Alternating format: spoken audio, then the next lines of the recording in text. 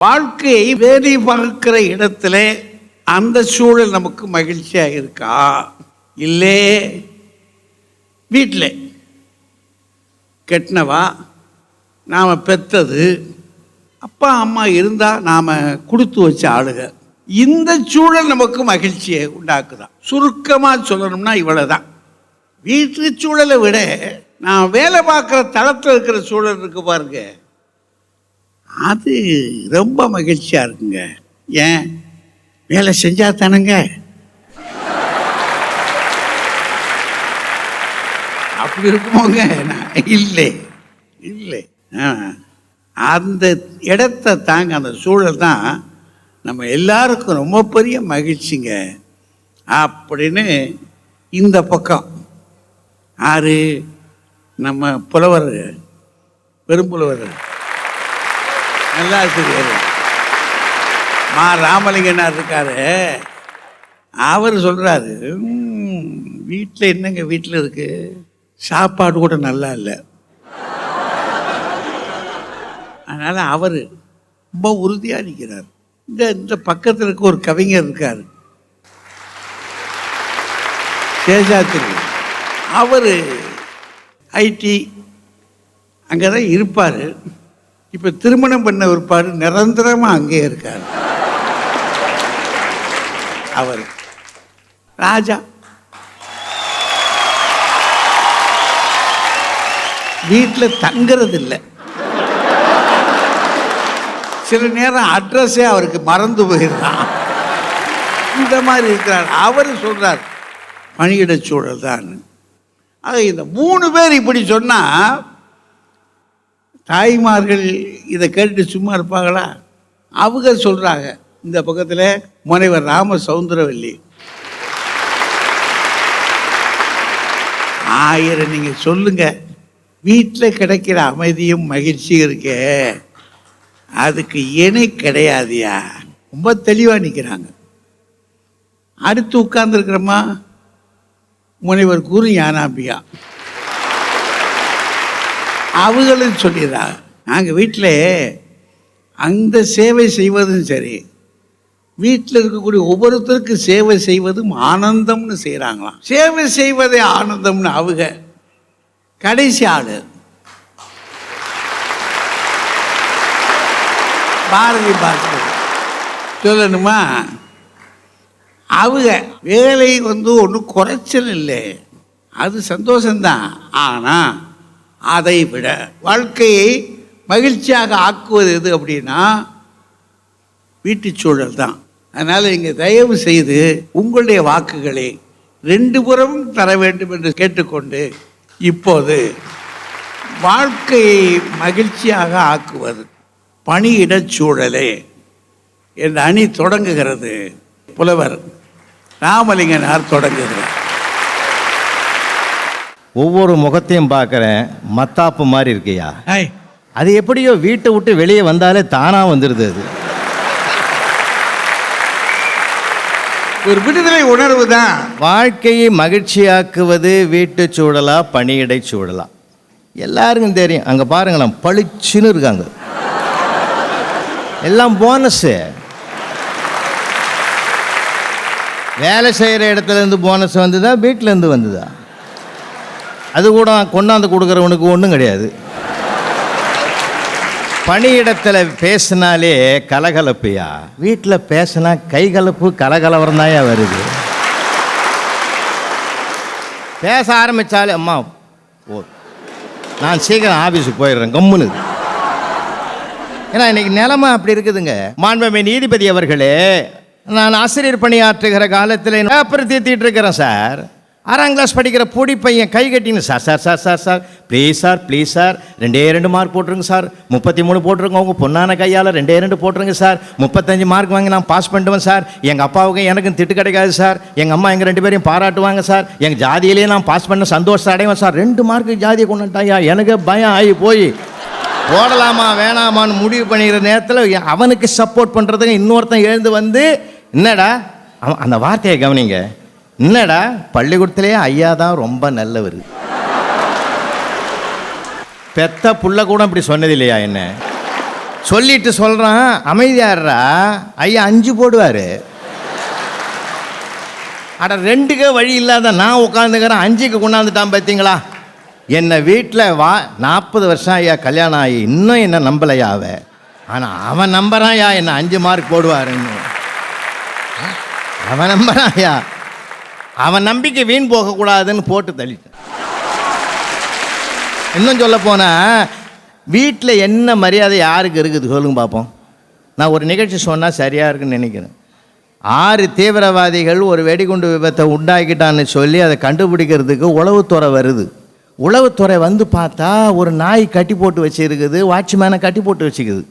வாட்ச்மேனை அவுத்து விட்டுட்டு வாயில் இருக்கிற துணியை எடுத்துகிட்டு இன்னாயா நடந்ததுன்னா, எனக்கு அதெல்லாம் ஒன்றும் தெரியாது, ஒரு 6 பேர் இங்கே தான் தங்கியிருந்தானுங்க, தினம் அந்த நாய்கிட்ட தான் பேசுவானுங்க, அதுங்கிட்டே தான் போவானுங்க, கூடையே கூட்டி போவாங்க, அப்படி தான் பண்ணியிருந்தானுங்க, எனக்கு தெரியாது. என்னமோ அதில் ஒருத்தன் ஒரு நாள் சொன்னால் அதுங்கிட்ட பேசுகிற மொழிக்கு பேர் டுமி மொழின்னு பேசணும், அது எனக்கு ஒன்றும் தெரியாது சாமின்னா. உடனே அதில் உளவுத்துறையில் ஒருத்தர் சொன்னார், டுமி மொழி தெரிஞ்சவன் நம்ம ஊரில் யார் ஆக்குறாங்கன்னு. உடனே இன்னொருத்தன் சொல்கிறேன், நம்ம டிபார்ட்மெண்ட்டில் நம்ம மேலதிகாரிக்கு 15 மொழி தெரியும்டா, அவரை போல் பிரில்லியன்ட் யாருமே இல்லை, எப்படி நிர்வாகம் பாராட்டுது பாருங்கள்.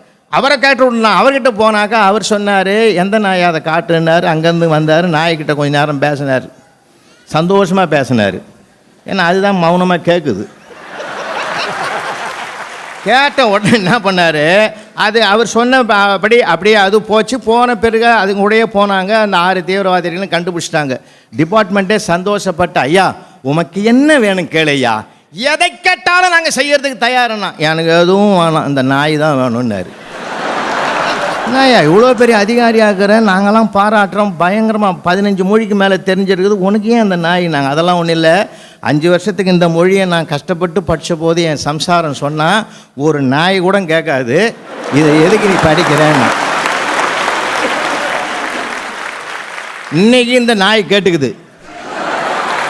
இதை கொண்டு போய் அவ எதிரில் இதுங்கிட்ட பேசி என் மனசை ஆறுதல் அடைஞ்சாதான் என் வாழ்க்கையில். நான் இம்மா பெரிய அதிகாரிக்கு இவ்வளோ பெரிய கஷ்டம்னா வீட்டு சூழல் தான் அதுக்கு உருவாகிறதுக்கு பெரிய காரணம். காலிங் பெல் அடிச்சாலே காஃபி டீ வருமியா பணியிடத்தில். அதே ஆள் பாருங்கள், வீட்டில் அலாரம் வச்சு அவன் ஏந்து போட்டு கொடுக்குறான் எல்லாருக்கும். இல்லை என்ன கொடுமை. ஆஃபீஸில் போய் பாருங்கள், ஐயா இருக்காங்களான்னு கேட்குறான், அவரே வீட்டில் போய் கேளுங்க, எங்கடா அந்த ஆள். வார்த்தையிலே மாறி போய் சார் மரியாதையும் மானமும். ஏன் பணியிடத்தில் வெகுமானம் கிடைக்கும், வீட்டில் அவமானம் தான் ஏன் கிடைக்கும் வாழ்க்கையில். வீட்டில் நான் 40 வருஷமாக உழைக்கிறேன் சார், யார் எனக்கு அவார்டு கொடுத்துக்கிறான்னு சொல்லு பார்ப்போம். அதான் ஒரு நாய் கூட பேசாதுன்னு இருக்காங்கல்ல, அந்த நிலைமை தான் நடுவர் அவர்களே. வாழ்க்கையில் ஒரு ஆஃபீஸில் ஒருத்தர் மேனேஜரை திட்டான்னு வச்சிங்க, நேராக வருவார், டிராவை திறப்பார், திறந்து ஒரு 5 நிமிஷம் பார்த்துட்டு மௌனமாக இருந்துட்டு மூடிட்டு சமாதானமாக வந்துடுவார், சந்தோஷமாக வர்றார். நானே கேட்டேன், என்னப்பா அவர் திட்டுறாரு, மௌனமாக வர, டிராவை திறக்கிற, உத்து பார்க்குற, 5 நிமிஷம் தியானம் பண்ணுறியான்னு. அதெல்லாம் ஒரு மண்ணும் கிடையாது, என் ஒய்ஃபு படத்தை உள்ளே வச்சுக்கிறேன், அவர் திட்டுற போதெல்லாம் ஏன் பார்க்குறேன்னு தெரியுமா, உன்னை விட அந்த ஆள் எவ்வளோ மேலு. மாண்புமிகு நீதிபதி அவர்களே, சிறகுகள் கிடைத்தால் பறக்க விரும்புகின்ற உறவுகள் இருப்பதுதான் வீட்டு சூழல். சிலுவைகள் கிடைத்தாலும் சுமக்க விரும்பும் நண்பர்கள் கிடைப்பதுதான் பணி செய்கிற. என்ன அருமையானது. நான் ஒன்று இந்த நீதிமன்றத்தில் பணிவோடு சமர்ப்பணம் செய்கிறேன். பணியிடம் சரியில்லைன்னா நான் மாத்திக்கலாம்.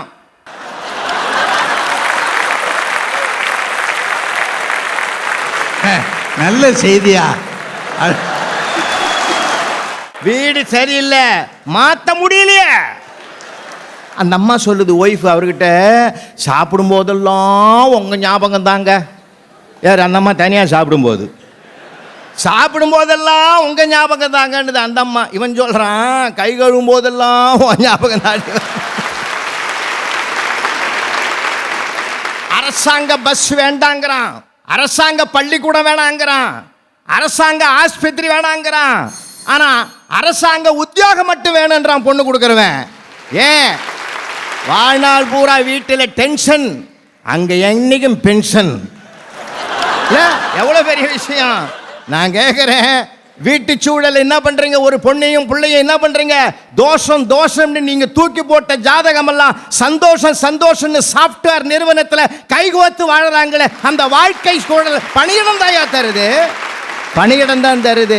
மாண்பு நீதிபதி அவர்களே, எந்த சூழ்நிலையிலும் வெகுமானத்தை தருவது பணியிட சூழல், அவமானத்தை தருவதுதான் வீட்டு சூழல். அதிலிருந்து மீள வேண்டுமென்றால் பணியிடத்தை வாழுகிற போதும் வெளியிலே வந்த பிறகும் அந்த நினைவோடு மலரும் நினைவுகளோடு வாழ்வோம் என்று சொல்லி வாழ்த்தோடு விடைபெறுகிறேன். நன்றி, வணக்கம். உழவர் ஐயா மனசுக்குள்ள எவ்வளவு வேதனையை சுமந்துக்கிட்டு தெரியுறாருன்னு இப்ப தெரியுதா? பணியிட சூழல் எவ்வளவு பெரிய நம்பிக்கையை கொடுத்துருக்கு. வீட்டுக்குள்ள கிடைக்கிறதெல்லாம் அவமானம், பணியிட சூழல்ல கிடைக்கிறதெல்லாம் வெகுமானம். இங்க என்ன இருக்கு அப்படின்னு நொந்துட்டார் மனுஷன். இந்த இடத்த போய் எதுக்குறதுனா, ஏமா இதெல்லாம் உங்களுக்கு தேவையா? இவ்வளவு தெளிவா சொல்லிட்டாரே மனுஷன். சரி, என்ன செய்ய? வாங்க முனைவர் ராம சவுந்தரவல்லி, இல்லச்சூழலை, வீட்டு சூழல். நடுவர் உள்ளிட்ட அவைக்கு என் அன்பின் வணக்கத்தை சமர்ப்பிக்கின்றேன்.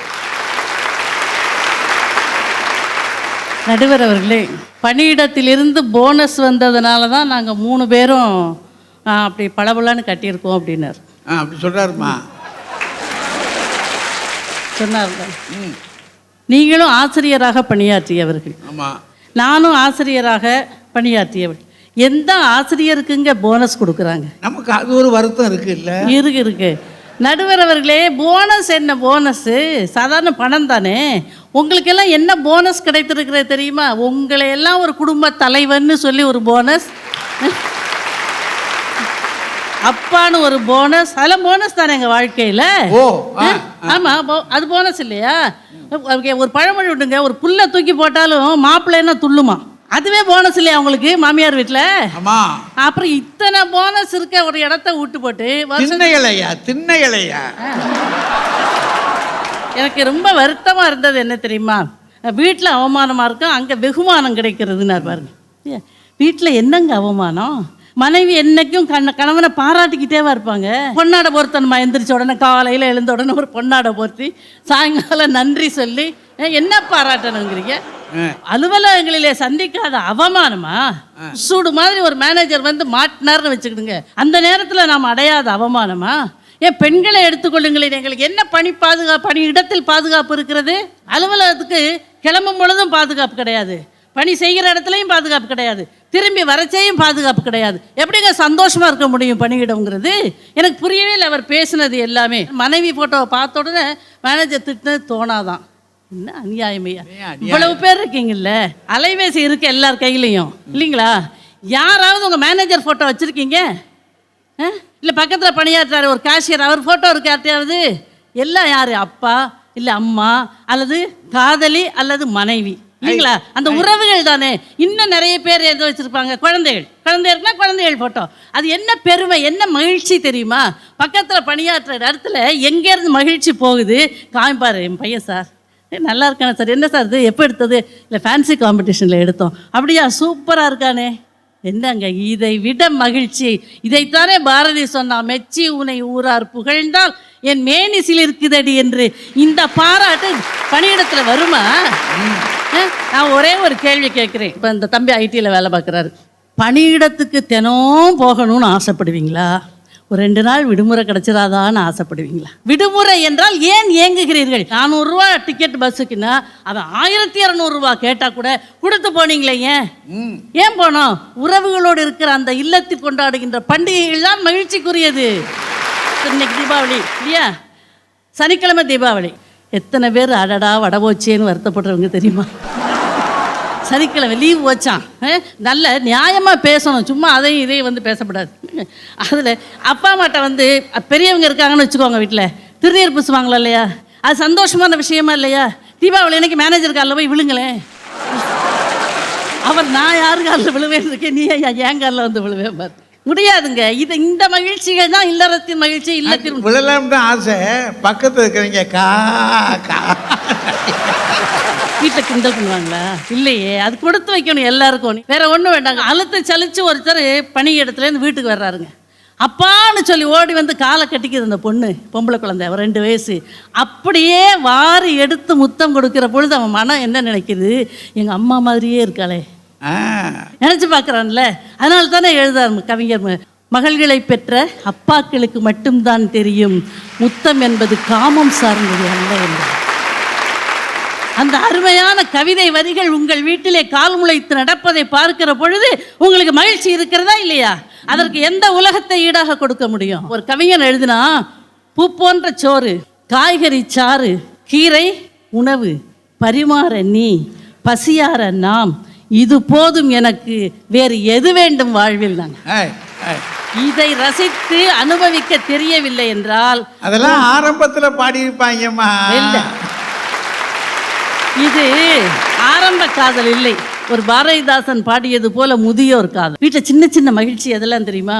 பிறந்த நாள் கொண்டாடுறோம், திருமண நாள் கொண்டாடுறோம், என்னுடைய வெட்டிங் டே சார் இன்னைக்கு அப்படின்னு சொன்னால் எல்லாரும் வாழ்த்துறாங்க, பல்லாண்டு வாழ்க, திரும்ப திரும்ப இந்த மகிழ்ச்சி வரணும்னு வாழ்த்துறாங்க.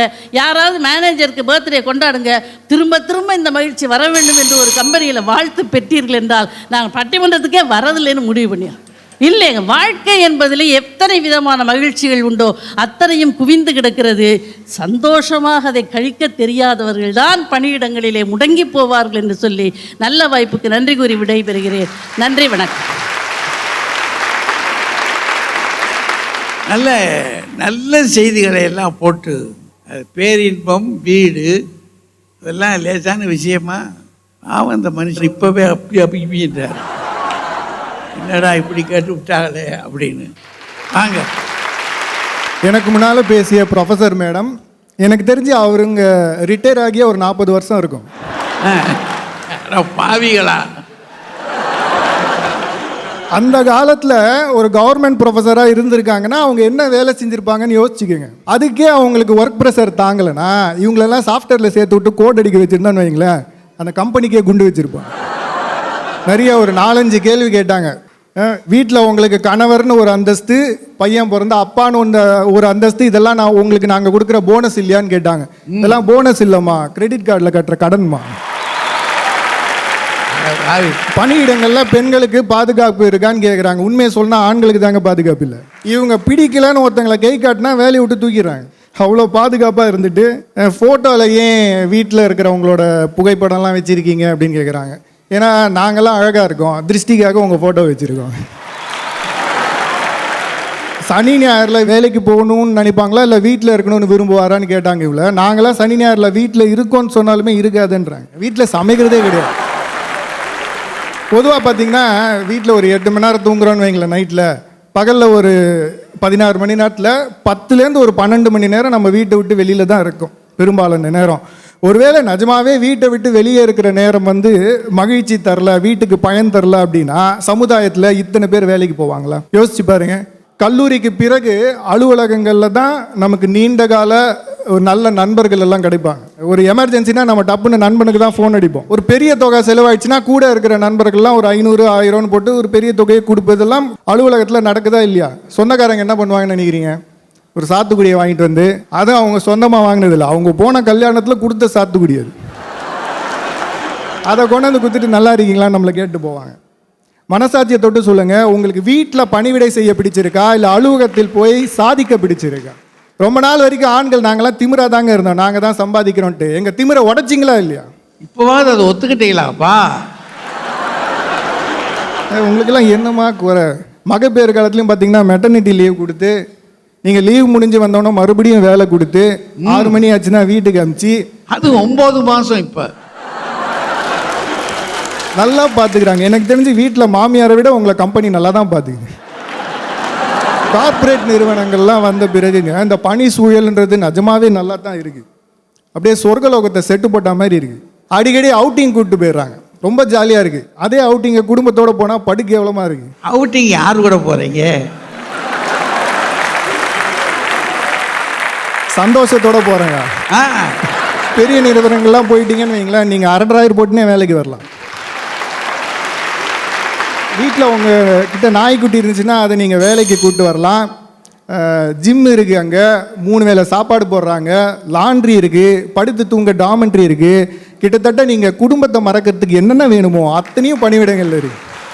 ஆ, இதெல்லாம் மகிழ்ச்சி இல்லைன்னு இவங்க பேசுகிறாங்க. நமக்கு ஒரு வேலை கிடைக்குதுன்னு வைங்களேன், அது ரொம்ப நேசித்து செஞ்சோம்னா அதுக்கான பயன் என்ன கிடைக்கும் அப்படின்றதுக்கு அப்துல் கலாம் ஐயா தாங்க ஒரு பெரிய உதாரணம். அவருக்கு கிடைச்ச பணியை அவர் ரொம்ப நேசித்து செஞ்சார். அவர் தனக்குன்னு ஒரு குடும்பத்தை தேடிக்கல, ஆனால் இந்த நாடே அவருக்கு ஒரு குடும்பமாக மாறிச்சு. பிடித்து செய்தால் வேலை கூட ஒரு கலை, வெறுத்து செய்தால் கலை கூட வெறும் வேலை. நல்ல வாய்ப்புக்கு நன்றி, வணக்கம். அருமையாக முடிச்சுட்டார். ஏன்னா அலுவலகத்தில் என்னென்ன வாய்ப்புகள் இருக்கு, வெளியிலையும் போயிடுறாங்களாம். அது ரொம்ப கண்ணீர் வடிச்சே சொல்றாரு பாவம். வாங்க ஞானாம்பிகா.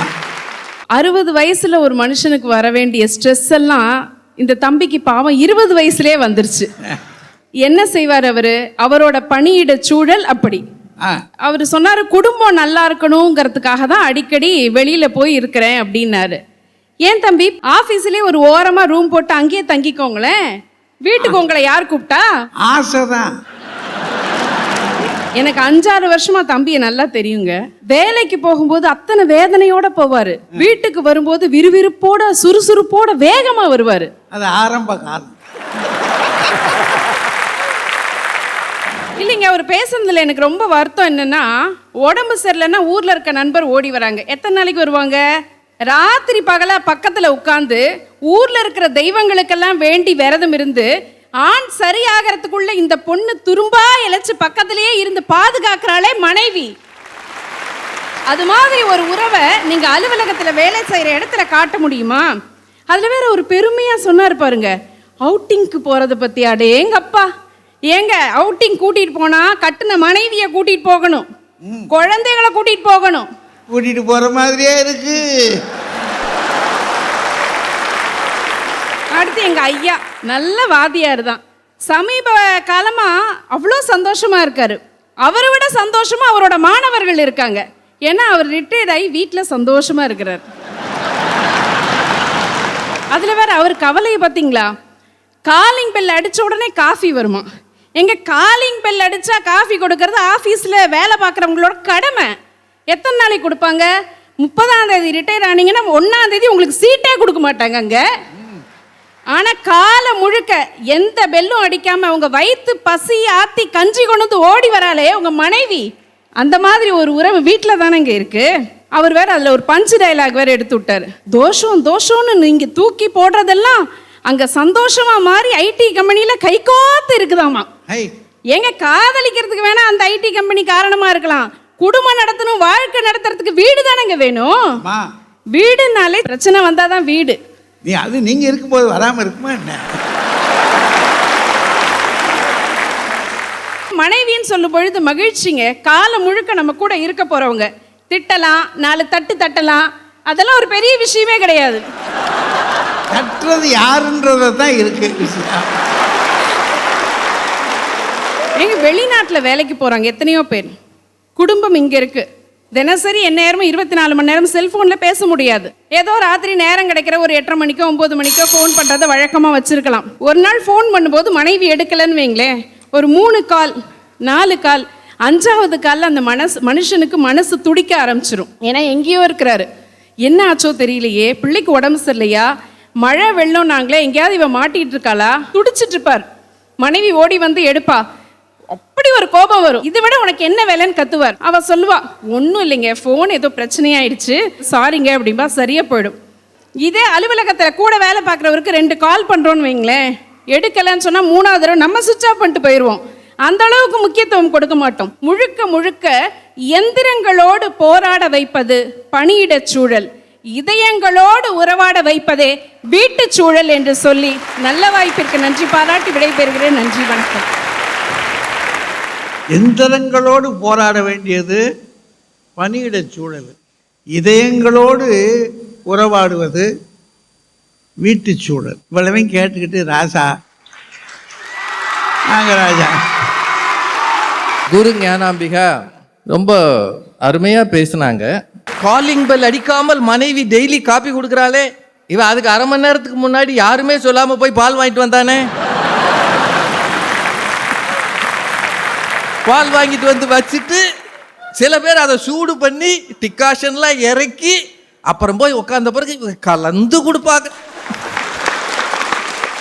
அப்புறம் வீட்டுக்காரருக்கு உடம்பு சரியில்லை என்றால் மனைவி பக்கத்திலேயே இருந்து துரும்பாக இழைத்து விடுகிறாள். பெரும்பாலும் வீட்டுக்காரர் சும்மா இருந்தாருன்னா ஜூஸ் போட்டு குடிக்கிறது அந்த மாதிரி தான் இருக்கும். நல்ல நோக்கம் யா, அது தப்பாலாம் சொல்லலை. அவங்க எவ்வளோ நேரம் பாவம் பட்னியாகவே இருப்பாங்க. என்ன இதெல்லாம் ஒரு காலத்தில் பேசலாமா? எல்லா காலத்திலும் இது ஒத்து வருமா? அவங்க மேடம் கணவனும் மனைவியும் தினசரி பொன்னாடை போர்த்தி பாராட்டுவாங்களா? மனதுக்குள்ளே ரசிக்கணுமா?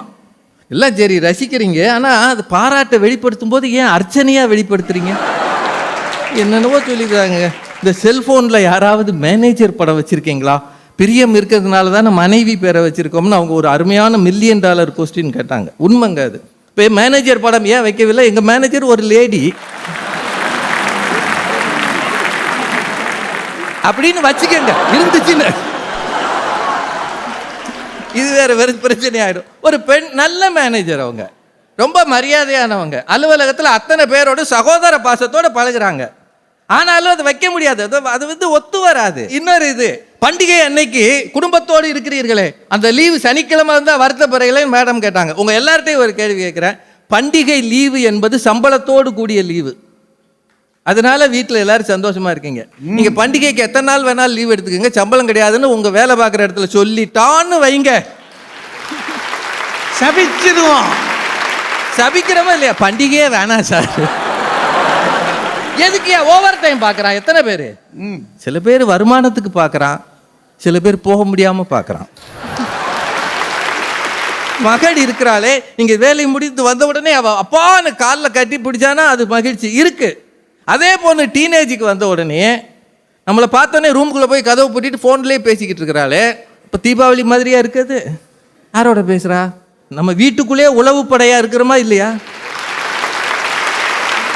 குடும்பத்தில் எத்தனை குழப்படி இருக்கு சார். ஒரு விஷயங்க, ஒர்க் ஃப்ரம் ஹோம்னு ஒரு நல்ல செய்தி சொன்னாங்க. நீங்கள் வேணா பாருங்க, யாராவது அது பிறகு ஹைடெக் இதில் இருக்கு. நான் 2 நாள் ஒர்க் ஃப்ரம் ஹோம்னு போனால் அவன் 3ஆவது நாள் ஓடி வந்துடுவான். வேணாங்க இங்கேயே இருந்துக்கிறேன். ஏன் நீ வீட்டில் இருந்து வேலை செய்யலை? நான் 2 வேலை என்னால் செய்ய முடியாது சொல்கிறானா இல்லையா? சார் குழந்தைக்கு பிறந்த நாள்லாம் வருது, வீட்டில் கொண்டாடுறோம், ஆஃபீஸில் கொண்டாடுறது இல்லையா? பாரதி மேடத்துக்கு நல்லா தெரியும். இப்போல்லாம் சில இடங்களில் கேக் வெட்டுறாங்க. எனக்கு எப்படி தெரியும்ன்றீங்களா? பாரதி மேடம் உங்கள் ஆஃபீஸில் கேக் வெட்டி கொண்டாடினதாக அவங்க சொன்னாங்க. ரகசியங்களை எல்லாம் சொல்லக்கூடாதுப்பா. இப்போ இதை மறுக்க முடியாது. பார்த்தீங்களா? பண்டிகை என்பது எதனால் மகிழ்ச்சியாக இருக்கிறது? இங்கே வேலை செய்கிற இடத்துல பண்டிகைக்கு முதல் நாள் பிங்க் ஸ்லிப் கொடுத்துட்டான், உனக்கு இன்னைக்கோட வேலை முடிஞ்சிருச்சு, இனிமேல் நீ வேலைக்கு வர வேண்டாம்னு சொல்லிட்டான்னு வச்சுக்குவோம். பண்டிகை சந்தோஷமாக கொண்டாடணும். முடியுமா சார்? உங்கள் எல்லார்ட்டையும் கேட்குறேன், பணியில் இருக்கிறவங்களே விட்டுருங்க, ஓய்வு பெற்றவர்கள் ஏன் வருந்துகிறார்கள்? இதுக்கு ஒரு கேள்விக்கு பதில் சொல்லுங்க. அவனுக்குன்னு ஒரு இடம், அவனுக்குன்னு ஒரு மரியாதை, அவனுக்குன்னு சில கடமைகள், அதை செய்து முடித்த உடனே மனதுக்கு வருது ஒரு ஜாப் சாட்டிஸ்ஃபேக்ஷன், நிறைவு. அது வீட்டில் என்னைக்காவது வந்திருக்காயா? என்னைக்காவது? இது ஆணுக்கு சரி பெண்ணுக்கு சரி, இது என்னைக்காவது வந்திருக்கிறா? அதெல்லாம் போயிடுது. சம்பளம் மட்டுமே இல்லையா, சமூக அங்கீகாரம். நான் தாசில்தார்னு சொல்றதை விட நான் ரிட்டையர்ட் தாசில்தார்னு சொல்றதுல 1 மடங்கு இறங்குதா இல்லையா? பல மடங்கு இல்லை, எல்லாமே பல மடங்கு இறங்கிடும், அது வேற விஷயம். இப்போ பக்திக்கும் வழிபாட்டுக்கும் உரியது ஆலயம் மட்டுமல்ல, நாம் பணிபுரிகிற அலுவலகமும் தான். அதான் உண்மை. நல்ல நட்பை பற்றி எல்லாருமே சொன்னாங்க. இப்போ நானும் மேடமும் இந்த மாதிரி பட்டிமன்ற துறையில் இருக்கிறோம்னா அதுக்கு பெரிய பொறுப்பு நாங்கள் பணியாற்றுகிற நிறுவனங்கள். நீ இனிமேல் பேசக்கூடாது, ஒன்றும் வேலை பாரு, இல்லாட்டி பேச போன்னு எங்கள் பேங்க் சொல்லியிருந்ததுன்னா நான் எப்பயோ காணா போயிருப்பேன். ஆனால் அவர்களின் பெருந்தன்மை, நம்மிடையே இருக்கிற ஒருவனுக்கு ஒரு திறமை இருக்கிறது, இதை வளர்க்க வேண்டும் என்று நீங்கள் பணியாற்றுகிற தளம் விரும்புவதால், இப்போ ஒரு நிறுவனம் நீ வேலை பார்க்கிற இடம் உன்னை நினைத்தால் உயர்த்தவும் செய்கிறது. வீட்டில் எத்தனை நாளைக்கு நீங்கள் கிளம்பி பைய தூக்கிட்டு போகும்போது சந்தோஷமாக இருக்காங்க? கிளம்பியாச்சா? எத்தனை நாளைக்கு? 2 நாள். அப்படியே போயிட வேண்டியதானே? சொல்கிறாங்களா இல்லையா? இன்னொன்றுங்க, வீட்டில் டைனிங் டேபிள் இருக்கு, ஆஃபீஸ்லையும் டைனிங் டேபிள் இருக்கு. வீட்டு டைனிங் டேபிளில் உட்காந்து ஒரு நாள் சிரிச்சு பேசி முழுசும் சாப்பிட்டதா ஒரு ஆள் எந்திரிச்சு சொல்லுங்க. இருந்து எல்லாரும் ஒரே நேரம் சாப்பிட்டுருந்தா தானே. ஆஃபீஸில் அத்தனை பேர் உட்காந்து இவன் கொண்டு வந்த கத்திரிக்காய் கூட்டு, அவன் கொண்டு வந்த வெண்டைக்காய் கூட்டு, இவ்வளோன்னு பரிமாறி இது நல்லா இருக்கு, இது நல்லா இருக்கு, நல்லா இருக்குன்னு சொல்லும்போது உண்மையிலே வீட்டை பற்றியே மரியாதை அங்கதான். ஒரு மனுஷனுக்குள்ளேயும் அடுத்த வீட்டு சாப்பாடு சாப்பிட்றதா ஆசை கிடக்கு. அந்த டைனிங் டேபிளில் நீங்கள் பரிமாறுகிற எத்தனை விஷயங்கள், குறிப்பாக பெண்கள் நாத்தனார்கிட்ட மாமியார்கிட்ட ஏன் அம்மாவிடம் கூட சொல்ல முடியாத சோகங்களை பகிர்ந்து கொள்கிற இடமாக அலுவலகம் இருக்கிறது. உண்மையா இல்லையா? எல்லாத்துக்கும் மேலே நமக்கென்று ஒரு எதிர்காலம் சார். இந்த ஃபியூச்சர் பெனிஃபிட்ஸ் அப்படின்றது யார் கொடுக்குறா? பெத்த பிள்ளைகள் கொடுக்குதா, இல்லை குடும்பத்தில் இருக்கிற உறவினர்கள் கொடுக்குறாங்களா? எதிர்காலத்துக்கு இருக்கிற வரைக்கும் உனக்கு எதையோ தருகிறோம். கம்யூட்டேஷன் ஆஃப் பென்ஷன், அப்புறம் கிராச்சுவிட்டி, அத்தனையும் தருவது பணியிடம்தான். நீங்கள் உட்காந்து யோசிச்சு பார்த்தீங்கன்னா வேலையில்லா பட்டதாரியாக இருந்து வேலை கிடைச்ச உடனே உங்களுக்கு வந்த முதல் மகிழ்ச்சி, அந்த லெட்டர் வந்தோடனே வந்த சந்தோஷம் இருக்கு இல்லையா, அதுக்கப்புறம் தாயா பொண்ணே கொடுத்தான். வாழ்க்கை அமைந்ததே வேலை வந்த பிறகு தானே. அதனால் இவங்க எல்லாரும் சொல்லுவாங்கங்க, இந்த தீபாவளியை வீட்டில் சந்தோஷமாக கொண்டாடுங்கள், லீவு முடிந்ததும் உடனடியாக வேலைக்கு போங்கள், ஏனென்றால் சம்பளம் வாங்குற வரைக்கும் தான் மரியாதை, அதுதான் இந்த உலக இயற்கை என்று சொல்லி வணங்கி விடைபெறுகிறேன். நன்றி. சம்பளம் வாங்கிறது வரைக்கும் தான் வீட்டில் மரியாதைன்னு சொல்கிறார். அப்படின்னா கோடிக்கணக்கான மக்கள் சம்பளம் இல்லாமலேயே கிடக்கிறாங்க. அவங்களுக்கெல்லாம் என்ன ஆக போதோ தெரியல, பாவம். வாங்கம்மா பாரதி அம்மா வாங்க. ஐயா, நான் தெரியாம ஒரு தப்பு பண்ணிட்டேன்யா. சும்மா சொல்லுங்க. நான் பெரும்பாலும் ஆபீஸ்ல இருக்கிற போது யாருடைய போனையும் எடுக்கிறது இல்லை. ஒரு நாள் அலுவலகத்தில் எனக்கு அன்னைக்கு பிறந்த நாள், எல்லாரும் கேக் வெட்டி கை தட்டிக்கிட்டு இருந்தாங்க. அப்போ இவர் ராஜா சார் ஃபோன் பண்ணாரு. அந்த ஃபோனை நான் எடுத்துட்டேன். தப்பு. என்ன எல்லாரும் கை தட்டிட்டு இருக்காங்க அப்படின்னு அவர் கேட்டார். அதாவது என்னன்னா, எனக்கு யாராவது கை தட்டிட்டாலே அவருக்கு டென்ஷன் வந்துடும். இப்படி ஒரு மனுஷன் கூட எப்படிமா நீங்க பேசிக்கிட்டு இருக்கீங்க? ஆபீஸ்னா பிறந்த நாள்லாம் கொண்டாடுவாங்க சார், உண்மைதான். இதற்கு பின்னாலே இருப்பது அப்படியே பெரிய பாசம் எல்லாம் நேசம் எல்லாம் கிடையாது. வெட்டுவாங்க, உங்க பேர் அதுல இருந்து வெட்டிடுவாங்க. என்னுடைய வீடு என் பிறந்த நாளை ஒரு நாளும் மறக்காது. அதுதானங்க சந்தோஷம். ராஜா சார் சொன்னதுலயே எனக்கு பயங்கர ஆச்சரியமா இருந்த விஷயம் என்னன்னாக்க, அலுவலகத்துல பிங்க் ஸ்லிப் கொடுத்துட்டாங்க. அதாவது நீ இன்னில இருந்து வேலை செய்ய வேணாம், வீட்டுக்கு போன்னு சொல்றதுதான் பிங்க் ஸ்லிப். இப்ப இத வாங்கினவன் சந்தோஷமா வீட்டுக்கு போவானான்னு கேட்கிறார். பிங்க் ஸ்லிப் கொடுக்கிற மாதிரியான சூழ்நிலையில ஒரு அலுவலகத்துல வேலை செய்யறது மகிழ்ச்சியா? நடுவர் அவர்களே, ஹிட்லரினுடைய அந்த ஆட்சி நடந்த போது அப்ப என்ன பண்ணுவாங்களாம், அப்படியே ஒரு 10 லட்சம் யூதர்கள் வேலை செஞ்சுக்கிட்டு இருந்தானா துப்பாக்கி வச்சுக்கிட்டே இருப்பானா. எவன் ஒருத்த ஸ்லோவா வேலை செய்யறானோ அவனை சுற்றுவானோ. இப்ப பக்கத்துல இருக்கிறவன் சுடப்பட்டு விழுவதை பார்த்தா நம்ம பக்கத்துல இருந்தா என்ன சொல்லுவோம், ஐயோன்னு ஓடி போய் தூக்குவோம்ல. ஆனா அங்க தூக்க முடியாது, நீ போய் தூக்கினேன்னா ஒன்னு சுற்றுவான். அப்ப பக்கத்துல இருக்கிறவன் சுடப்பட்டு கீழே விழுந்ததை பார்த்து இவன் இன்னும் வேக வேகமா வேலை செய்வான். இன்றைய நவீன அலுவலகங்கள் அப்படித்தான். பக்கத்துல இருக்கிறவனுக்கு வேலை போனா அவன் கண்ணீரை துடைப்பதற்கு எழுந்து நிற்க கூட எனக்கு நேரம் கிடையாது. எனக்கு வேலை போயிடாம இருக்கணும், நான் வேக வேகமா வேலை செய்யணும். சரி, இன்றைய அலுவலகங்கள் நல்லா வேலை செஞ்சா இருக்கலாம், உன்னை விட நல்லா வேலை செய்யறவன் வந்தா நீ வெளியில போயிடணும். இந்த மாதிரி ஜாக்கிரதையே இல்லாத, பத்திரமே இல்லாத ஒரு சூழ்நிலையில 3 பேரும் சந்தோஷமா இருப்பேன்னு சொல்றாங்க. புலவர் என்ன இன்னைக்கு, ஆஹா, பணியிடம் பிடிக்கலன்னா நான் மாத்திப்பேன், வீடு பிடிக்கலன்னா மாத்த முடியலையே, நான் அதை மாத்தி போடுறேன் உங்களுக்கு. பணியிடத்துல நீங்க சரியில்லைன்னா பணியிடம் உங்களை தூக்கி போட்டு விடும். நீங்க இவ்வளவு சரியில்லாத போதும் வீடு வச்சுக்கிட்டே இருக்கேன். இவருக்கு ஒரு போலீஸ்காரர் நண்பரா இருக்கார். சார், உலகத்துல நானும் சைனீஸ் கேள்விப்பட்டிருக்கேன், சான்ஸ்கிரிட் கேள்விப்பட்டிருக்கேன், மலையாளம் கேள்விப்பட்டிருக்கேன், தெலுங்கு, டுமிங்கிற ஒரு மொழியை 5 வருஷம் கத்துருக்காரு சார். அதுக்கு பிறகும் அந்த அம்மா பொறுமையா இருந்திருக்குன்னா மவுண்ட் ரோட்ல செலவு வைக்கணுமா இல்லையா அந்த அம்மாவுக்கு? என்னைக்காவது டைனிங் டேபிள்ல சந்தோஷமா நீங்க சாப்பிட்டுருக்கீங்களான்னு ராஜா சார் கேட்டிருக்காங்க. என்னைக்காவது நேரத்தோட வீட்டுக்கு போய் டின்னர் சாப்பிட்ற ஆட்கள் கேட்க வேண்டிய கேள்வி அது. அது நியாயம். அலுவலகத்துல எல்லாரும் கூடி உன்னோட கத்திரிக்காய் பொரியல் நல்லா இருக்கே, உன்னுடைய வெண்டைக்காய் குழம்பு. கத்திரிக்காய் பொரியல் வெண்டைக்காய் குழம்பு எங்கிருந்து வந்தது? வீட்டுல நாங்க பண்ணி கொடுத்து உங்களுக்கு வந்தது. நம்ம மோசம்னு சொன்னதை இன்னொரு ஆள் எவ்வளவு நல்லா இருக்குன்னு சொல்றாங்க. அதுக்காவது ஒரு நன்றி காட்டியா?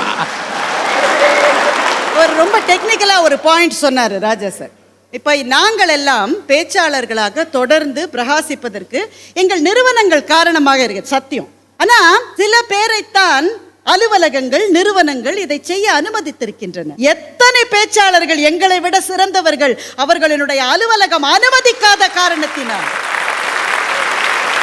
நிறைய பேர் வேலையை விட பயந்து தன்னுடைய திறமையை, கலை ஆர்வத்தை, நடிப்பு திறனை, இசை திறமையை விட்டு இருக்கிறார். எத்தனை பேர்?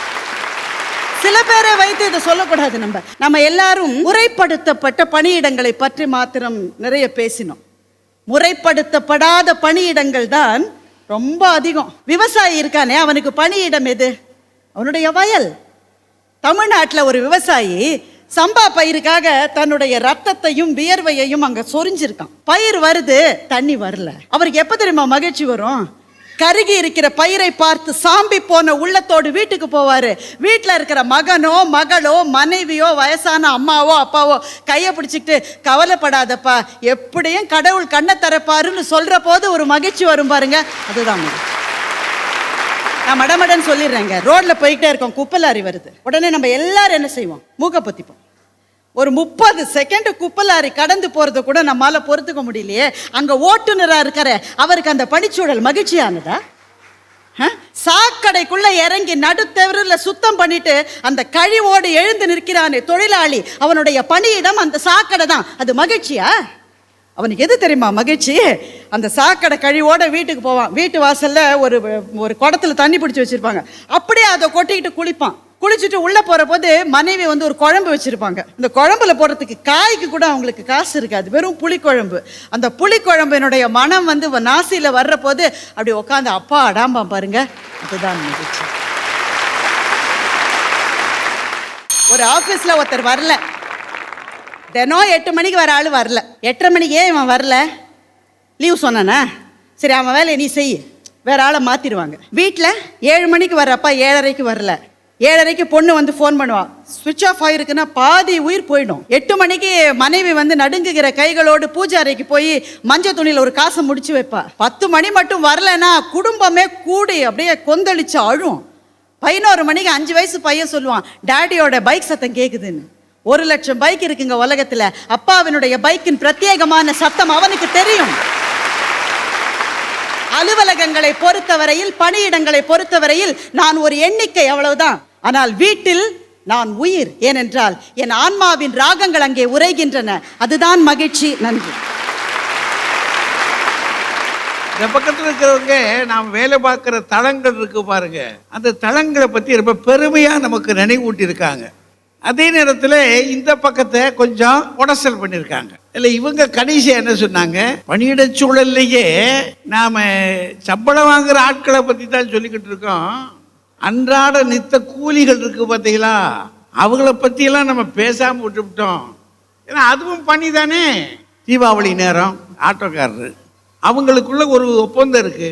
எந்த இடத்துல போய் நின்னாலும் அந்த இடத்துல வரிசைப்படி தான் நிற்கணும். இவன் பாவம் கடைசி ஆள், புதுசாக சேர்ந்துருக்கிறான், வரிசையில் கடைசியில் நிற்கிறான். எப்படி கிடைக்கும்? ஜவுளி கடைகளில் கூட்டம் அலமோதுது, அங்கே தான் நிற்கிறாங்க எல்லாரும். ஆனால் என்ன நடக்குது, ஆளுங்க வந்தாலும் அதை முறைப்படுத்தி விட்டுறான். அங்கே போங்க, அங்கே போங்க, அங்கே போங்க, அங்கே போகணும்னு போகுது. என்ன செய்வான்? அதுலேயும் என்ன, தொலைதூரம் கிடைச்சிட்டா நல்லது, பக்கத்தில் கிடைச்சிருச்சுன்னா அதில் ஆட்டோவில் சிக்கல். அந்த மாதிரி பிள்ளைகள் எல்லாம் புதுசாக வண்டியை ஓட்டிட்டு அந்த வரக்கூடிய சம்பளத்தில் காசை வாங்கிக்கிட்டு தீபாவளி கொண்டாடணும். எப்படி இருக்கும்? ஒரு நாள் இல்லை, ஒரு வாரமாக 10 நாள் அப்படி போயிருக்காங்க. இரவும் பகலும் அடித்து பார்க்குறான். தீபாவளி அன்னைக்கு அவன் கேட்குறான், இருக்கு மனுஷா, இப்படி நீ உடம்பு காலி பண்ணணுமா? ஏயா இது தேவையா? இவன் அந்த பிள்ளை கழுத்தை பார்த்துட்டே சொல்கிறான், போகலத இன்னும் கயத்தை போட்டுக்கிட்டே தான் நிற்க, நீயே ஒரு கவரிங் நகை கூட வாங்கி தர முடியலையே கழுத, என்னால் நான் என்ன செய்வேன் கழுத? பணித்தளத்தில் இருந்தவன் தான். பணித்தளத்தில் இவ்வளவு பாடுபட்டவன், ஆனால் வீட்டுக்கு போன உடனே அவனுடைய குணங்கள்லாம் என்ன இருக்கு, அவளோட பேசுகிற பேச்சில் மாறி போகுதா இல்லையா? அப்போ பணித்தளத்துக்கும் வீட்டுக்கும் ஒரு வித்தியாசம் இருக்கு அப்படின்றத ரெண்டு பக்கத்துலேயும் நம்ம கண்டுபிடிச்சிக்கிட்டோம். பணித்தளத்தில் ஒன்றுமே சிறப்பு இல்லைங்களா, சந்தோஷமே இல்லையா? வேலை கிடைச்ச அன்னைக்கு மகிழ்ச்சி அடையாத ஆள் யாரு? அந்த வேலையை விட்டு நம்ம என்ன செஞ்சிடறோம், கொஞ்ச நாளைக்கு இருக்கோம், படக்குன்னு இன்னொரு வேலைக்கு ஓடுறோம். ஏன்? சம்பளம். மகிழ்ச்சியை தேடியா போனோம்? முழுக்க முழுக்க நம்ம நோக்கம் என்ன? சம்பளம். இப்படியும் சில வேலைகள் இருக்குன்றதை உங்களுக்கு சொல்றேன். அந்த வேலை என்ன சம்பளம் கொடுக்குது, அவர் சொன்னார் இல்லையா, சம்பளம் கொடுக்குது, மரியாதை கொடுக்குது, எல்லாம் கொடுப்பதனால தான் என்ன ஆச்சு, அது என்னைக்கோ ஒரு நாளைக்கு சரிங்க உங்கள் வயசு 58 ஆயிடுச்சு அப்படின்னு ஒரு நாள் ஃபேர்வெல் அப்படின்னு சொன்ன உடனேயே அன்னைக்கு எல்லாம் சந்தோஷமாக வெளியேறோம். சேவையில் நம்மளை ஒரு நாள் தள்ளி விட்டுருது. அது தள்ளி விட்ட உடனே எங்கே போகிறோம்? என்னைக்காவது இந்த வீடு நம்மளை தள்ளி விட்டுருக்குமா சொல்லுங்க? வந்த உடனே கேட்டால பொம்பளை சொல்கிறாள், என்னையா அனுப்பிச்சிட்டாங்களா? ஓ சரி, நிம்மதியாக இரு, ஓடி ஓடி ஓடி நீ அள்ளி கிழிச்சு விட்ட, உக்கார். இவன் என்ன நினைக்கிறான், அவளுக்கு இவ்வளவு காலம் நாம் இருந்தோம் ஒன்றும் செய்ய முடியலையே அப்படின்னு அவன் நினைக்கிறான். அவன் என்ன நினைக்கிறான், அந்த நகையாவது கழுதையாவது, நீ ஒரு பக்கம், நீ தான் எனக்கு எல்லாமா இருக்க, என் சொத்தை நீ தானேயா. அவனை சார்ந்திருக்கா, அவன் அவளை சார்ந்திருக்கிறான். அவ ஒருவரை ஒரு பார்த்து கொண்டு இருக்கும் போது காட்சிகள் இருக்கு பாருங்க, அந்த பாச உணர்வுகள் கிடைக்குமா? இதை அலுவலகத்தில் நம்ம பெற முடியாது, வீட்டில்தான் பெற முடியும். அந்த வீடு தான் நமக்கு எந்த நாளுமே புதிய தெம்பையும் மகிழ்ச்சியையும் கொடுக்கிற ஒரு மிகப்பெரிய ஊற்றுக்கண் என்று கூறி விடைபெறுகிறேன். நன்றி.